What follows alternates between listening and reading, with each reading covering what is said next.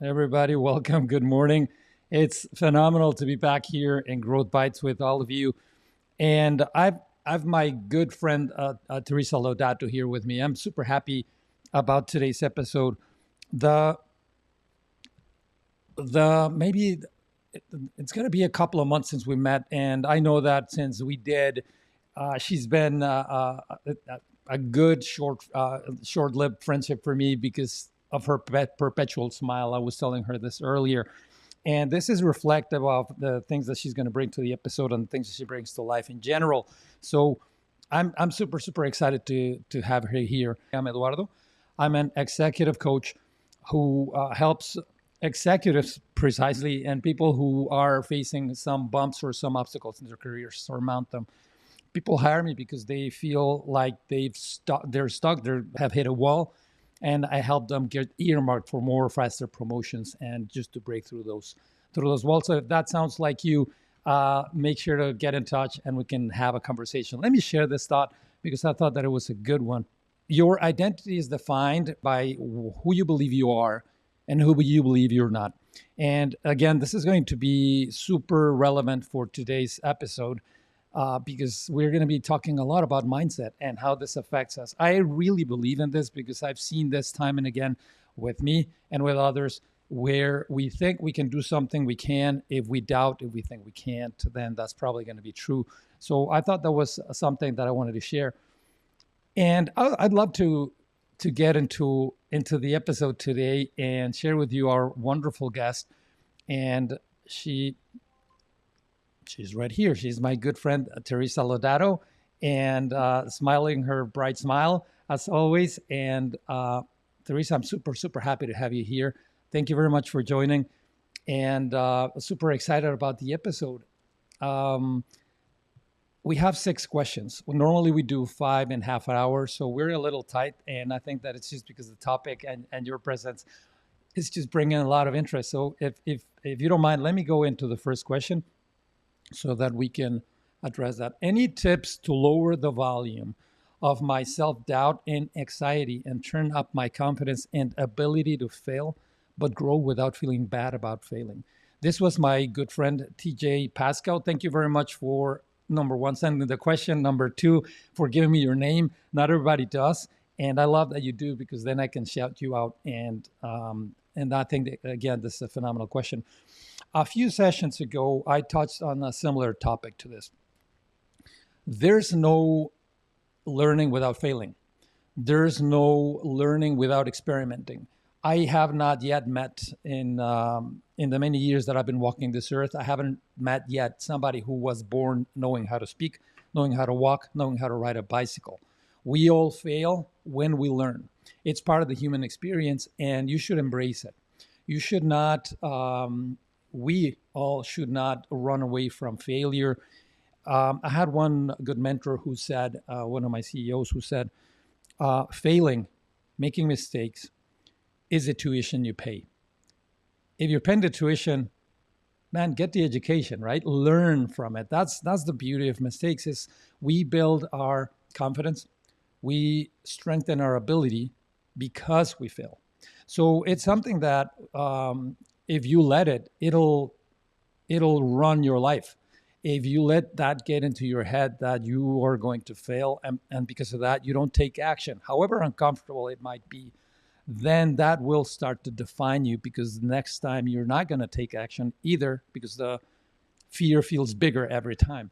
And so my advice to you, LJ, would be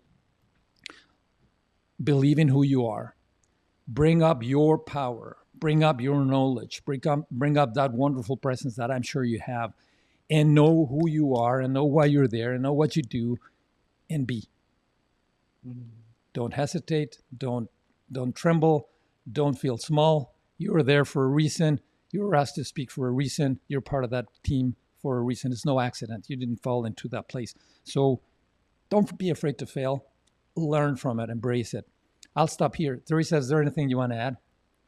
Yeah, I think the most important thing to recognize is a lot of times when we're on the cutting edge, and I don't know if this is how this user or this person is feeling, but when you're in an area that feels like the unknown, you do have that fear of taking that step, but the thing is that when you're on the unknown, CEOs and leaders, we all know this. When we are on the cutting edge, we don't have the data in order to inform us logically about what the choice is. And so we really have to rely on what is within ourselves and really use that as the stepping stones to overcome, to grasp onto that courage and really overcome so that we can be all that we want to be. And you're not going to realize that until you're on the other side of whatever you're being challenged by. And then when you look back, you're going to say, oh, okay, that's what it was. And so when that happens and you get that celebratory moment of I overcame or I took that chance and I succeeded, then you really want to lock it into your brain so that your brain can refer to that in future challenges so that you have more confidence to overcome. I love it. Thank you, Teresa. That was really good. Let's move to the next question. LJ, hopefully that was helpful. And I think this one's also from you. Let me try to take a stab at this, and I'll also ask for some thoughts on Teresa's part, because you've seen the nice, rich perspective she's going to bring to this.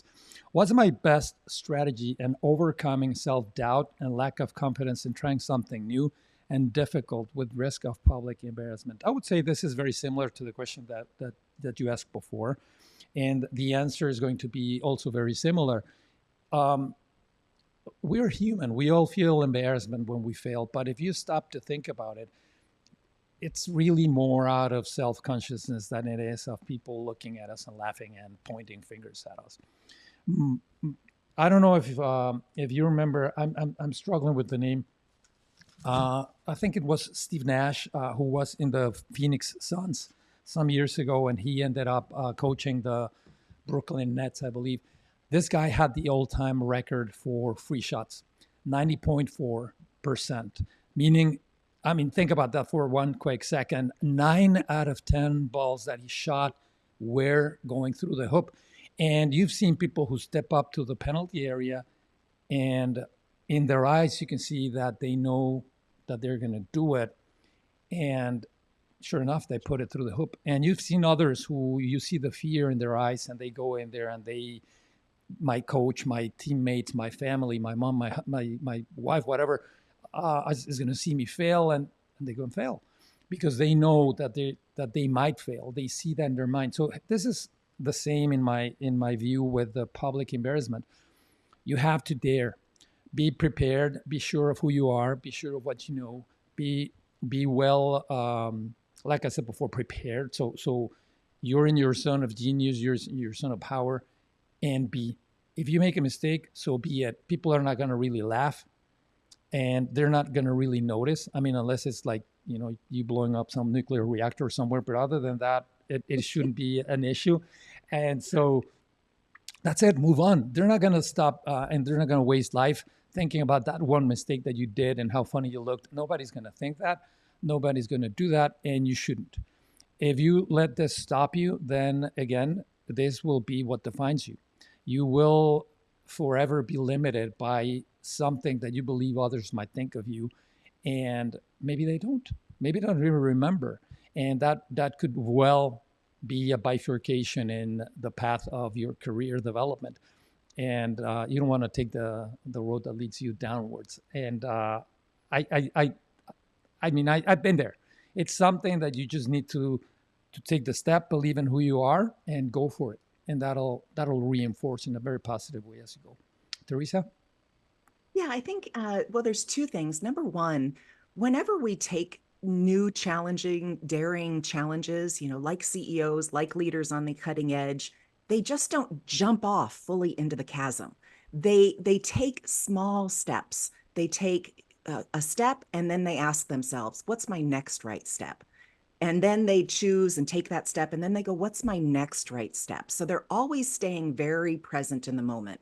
And I think that's a really good analogy if you're standing on like the edge of the Grand Canyon and there's this huge chasm out there and you're wondering how you're going to be able to walk across. Or actually, you know what? A better analogy is Indiana Jones, and I think it's the Temple of Doom where he has to cross. It might not be that one, but he has to cross a chasm, and there's an invisible bridge, and he has to trust that the bridge is going to be there to as he steps out onto it.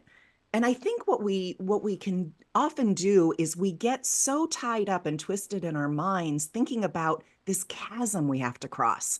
And that just seems like such a big thing in our minds. Whereas if we break it down to just one step and then checking in with ourselves, is this the next right step? Do I go left? Do I go right? Do I move forward? Do I take a step back?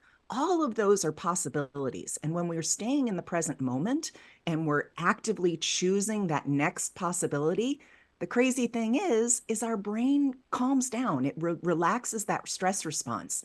When we have that fear, when we're thinking about that huge chasm we have to cross, our brain is just like on fire, releasing all those hormones that activate the stress response, which naturally disconnects us from our prefrontal cortex, our executive functioning in our brain, so that we can make reasonable choices. And that's what throws us off. So I think when it comes to embarrassment, embarrassment as well is an emotion that elicits a stress response. The more you can stay not in your comfort zone, but one step beyond your comfort zone, instead of trying to jump way outside of it. Just take one step at a time and then move forward. And I think you're going to find that you can get a lot more achieved if you do it that way, because that fear isn't going to stop you. I love your answers, by the way. They sound very, very uh, logical, and is the kind of thing that we're like, why didn't I think of that? Okay, let me go to the next question. Thank you, LJ. Thank you, Teresa. That was a phenomenal question answer, and I really liked it. Next question: how do the stories we tell ourselves about what other people are thinking impact how we show up in our careers? And Teresa, this kind of sounds like right up your alley. I'm going to let you take it. Absolutely. Well, if you've had a chance to watch my TEDx talk, then I talk about this topic specifically.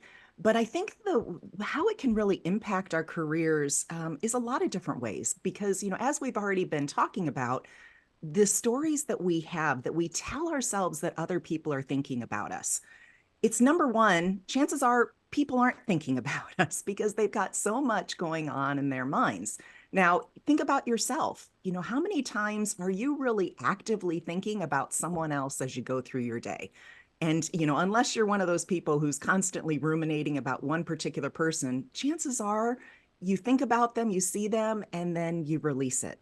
And I think when it comes to our careers or in the workplace, I really see this coming up in a couple different places. Number one, in sales, especially with women salespeople.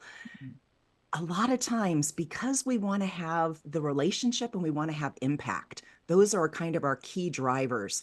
And a lot of times, if we are thinking about the stories that other people are telling themselves about us, it's going to prevent us from asking for the business, to going for the close. And I think that's probably one of the biggest challenges I see with women salespeople is having trouble asking for the close at the right time, because you can talk yourself out of it all the time. Another area is on teams. When you start thinking about how the team is working, a lot of people, you can notice like on sports teams, when a team is gelled, when it is really activated, all the team members, including the coaching staff, are tuned into kind of the energetic field of the team. Right. And so when you are tuned in that way, then you move forward as a unit. However, if you are getting caught up in the stories that you're telling yourself about what other people are thinking about you, then you are actually eliciting that fear response, that stress response in our body. And that disconnects us from the energetic field. It's the same thing with CEOs. I read in Psychology Today, 85% of CEOs rely on intuition in order to make decisions. They are tapped into the energetic field, into that field of unknown, in order to make decisions to move forward. And the same thing happens for all of us, but especially I see it on teams. When you are disconnected from the energetic field of the team, then you are in a place of resistance. You slow the team down. There can cause fractures, there can cause confusion, Mm-hmm. miscommunication.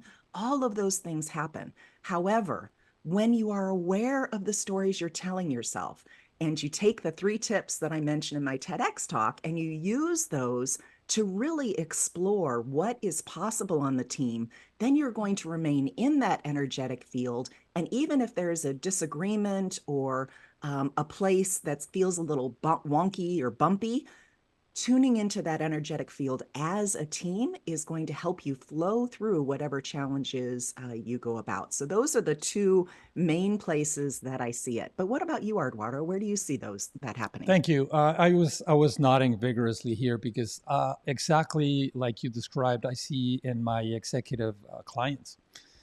At the end of the day, if you think about it, if you were thinking about our careers, we are the product.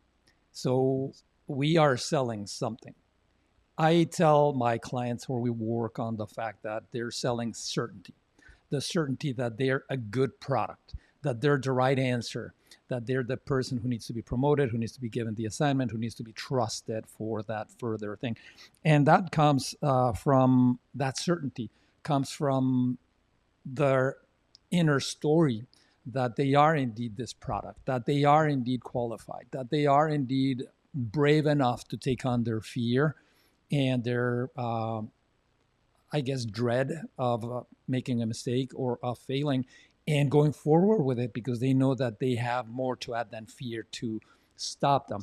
And everything you said, I believe it applies. So women salesperson or salespersons or athletes or executives or CEOs. I have one ex CFO client, ex client who's a CFO rather, and it happens at all levels. Everybody feels this, and everybody just needs to find a way to connect with that energy and that inner story. So I couldn't agree more. Yeah.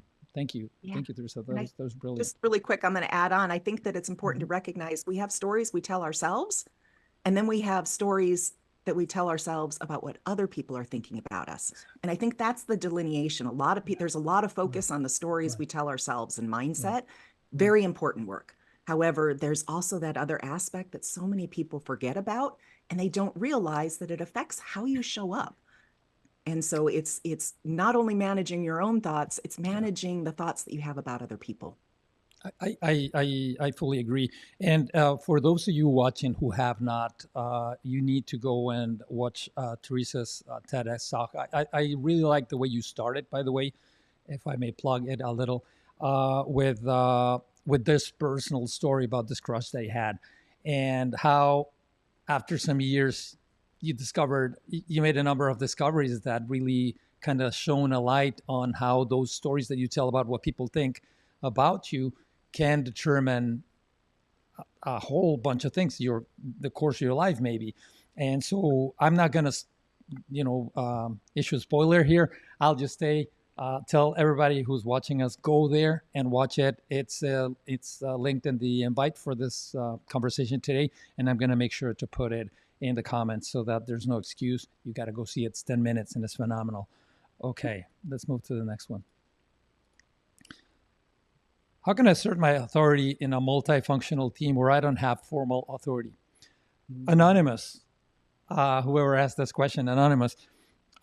This is a pretty common question. So more and more in today's world where we have organizations that are matrix, you see more interdepartmental work, interfunctional endeavors. And oftentimes the leaders of these teams don't have any real, let's say, reporting line authority over the rest of the team. So you rely on some other way of influencing them, and that's really coming from two places, I think. And I'm very interested in what Teresa will say because I know that she will enrich whatever I put out there. You have to know what you know, so you have to obviously have something to offer, and that's the first thing. So people will not just be influenced by you because you're a nice person or you have all the albums the Beatles ever published or because of whatever. You have to know your stuff. That's the first thing. It's a multidisciplinary project. You need to know and you need to show that you have something to add. You're there for a reason, and you are, and that's why you were put there. The second one is inspire trust. It's not about you shining as the leader of the team, or it's not about anybody else in that let's say temporary organization shining more than the others. It's the biggest benefit. Who is going to benefit here the most? It's not you. It's not any other individual. It's your organization. That's what you need to keep front and center, and make sure that everybody else knows. Make it clear, how are they contributing to the team? How are their opinions valued? What do they bring to what we were seeing a little while ago? They bring, it's like a sports team. They all bring something, a good dribble, a good free shot, they speed, whatever. They bring something. So value them for what they bring. Let them know that you see them. Let them know what exactly is expected of them, and make it constructive and make it such that the team itself wins, and not at the expense of any individual in it. I've seen good and I've seen bad over 3.5 decades of executive work. The best teams that I ever saw were the teams that managed to leave their egos at the door and to assume the personality, the ethos of the team and of the project that they were driving, take control. And those were the most powerful teams that I ever saw, that could do things that even I, as the sponsor, was kind of fearful they wouldn't be able to pull off, and they did.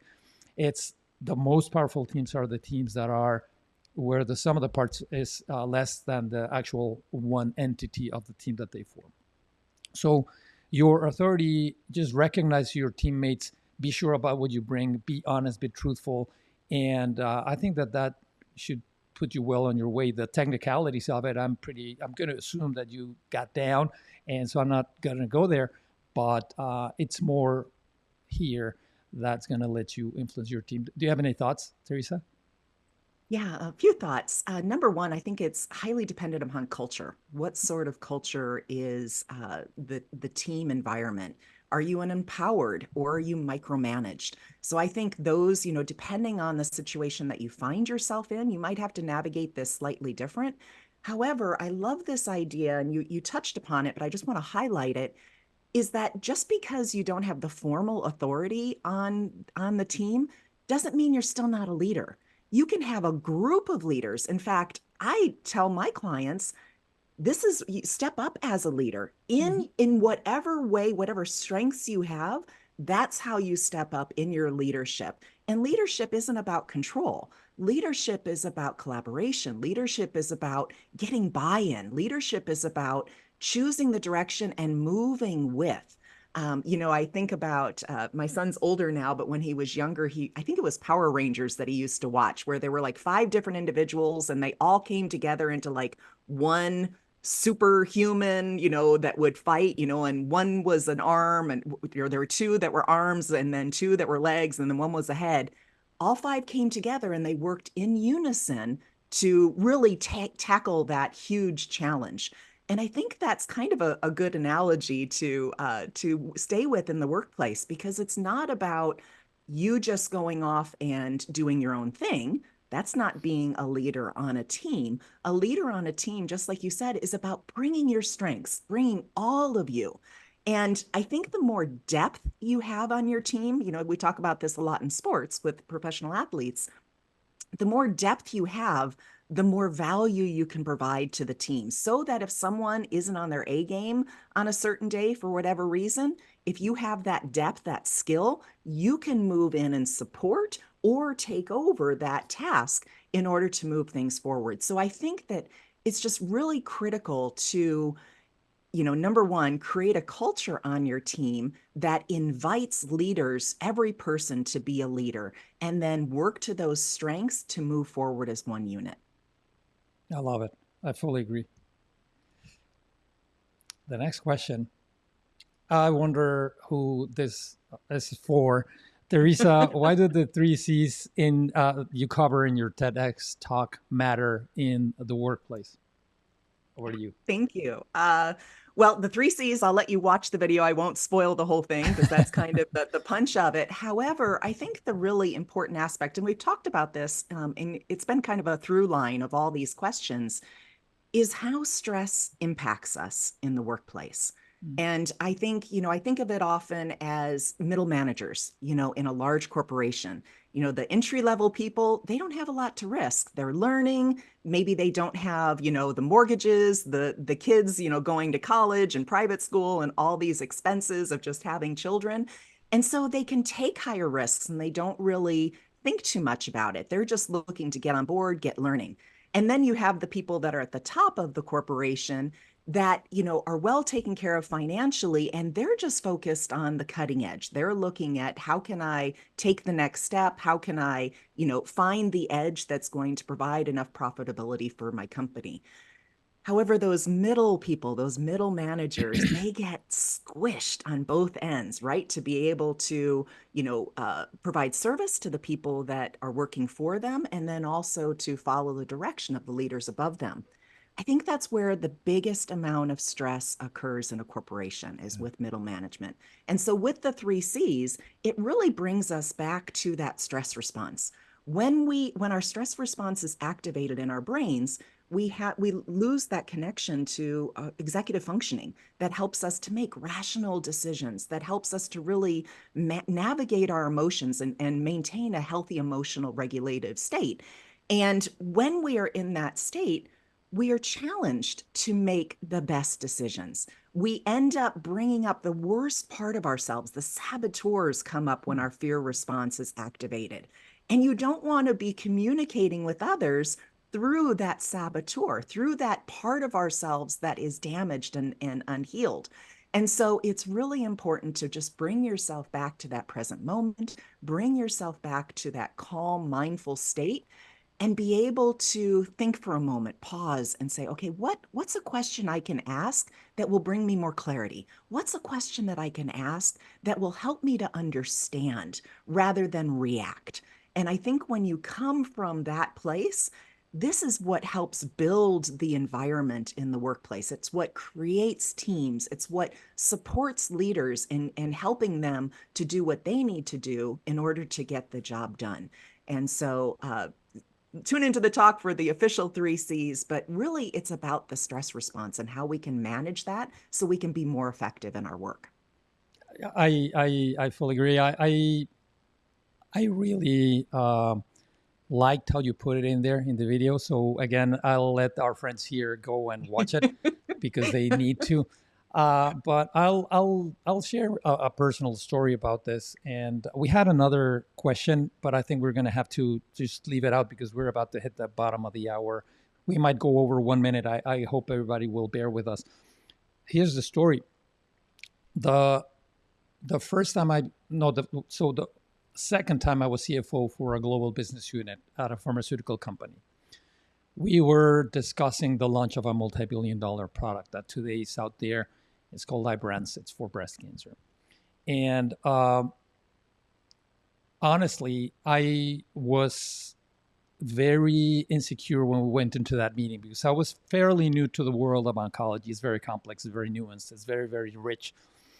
And I was not yet well steeped in the science or in how the science affected the potential commercial success or not of a product.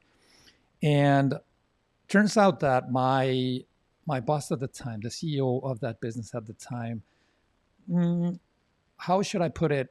Not the friendliest of persons. So his reputation was not of a friendly person. Let me put it like that. And one day when we walked into this meeting where I was a little nervous, he was in a particularly, I think, bad mood. It looked like that. And I said something and he shook his head. That clamped me up for the rest of the meeting. And I could have made valuable contributions I learned later. And I didn't because I thought he had disapproved of my comment going into the meeting. And in my mind, I was out of place. I knew it. I shouldn't have. I should have. I must have. I must not. Everything. I was second guessing myself. The whole meeting, I didn't pay attention. It was a disastrous meeting. The next day, I worked up the courage to go to him and say, "Hey, give me feedback because I really felt like that was bad, and I think that I must have done something wrong because you did this when I spoke." And he's like, "Okay, no, this was because my kid had just crashed his car, and I had just gotten a message that he had just crashed his car. And I was really lamenting that he needs to do these things because he was all over the place back then. And my point that I wanted to share with our audience and with you too, and in order to also invite everybody to go and watch your video, is because that affected my performance in that meeting. I know that I let important questions go by because I was in my head clammed up about what this guy was thinking of me because I had said something. He didn't even really notice. He was not even in the meeting for the first 15 minutes. He was just thinking about his son and how he had crashed his car. So I'll just leave it there as an anecdote. It just happens at every level, every day, to everybody. I haven't met anybody who doesn't fall prey to this. Would you agree with that, Teresa? Everybody falls prey to this. Absolutely. I think that's why I took this to the stage, because it's something that a lot of us are aware of, this negativity bias. We're aware of the stories we tell ourselves about what other people are thinking, but then we forget it. And so we don't think about it all the time. And then there's a big swath of our population that doesn't have a clue, that isn't even aware of this. And so between the two of it, it was just like, oh my gosh, I see this everywhere. Even as a coach, I see it in my own relationship. It's something that I have to manage. So when we get to that point where it's something that we just have to be aware of, and the more we're aware of it, the more we can make conscious choices about what we want to do about it. And that's when we're empowered. That's when we're able to step forward and really be confident and graceful and have a lot of clarity about what we're doing in the world. That is the place that I'm really hoping that we can get everyone to operate as. That's certainly my mission, is to get everyone so that we are working and fulfilling our highest potential, so that we can really work to change how we do things in the workplace, how we work, how our corporations are organized, how we lead, because this is vital to our population, vital to our citizens. Fully agree. I'll let everybody take that in. I will say get a coach because that's what we do. That kind of thing is just helping people realize that there's already everything you need to succeed is in there. You just need to do what to do with it, how to work with it. Um, I wish everybody a phenomenal Tuesday. I wish everybody a phenomenal June here in the Seattle area.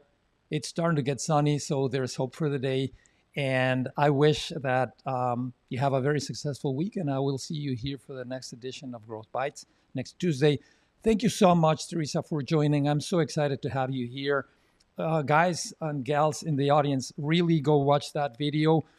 Teresa brings a lot of wealth to it, not just the actual 10 minutes of the talk, but you can see it in all through it, right?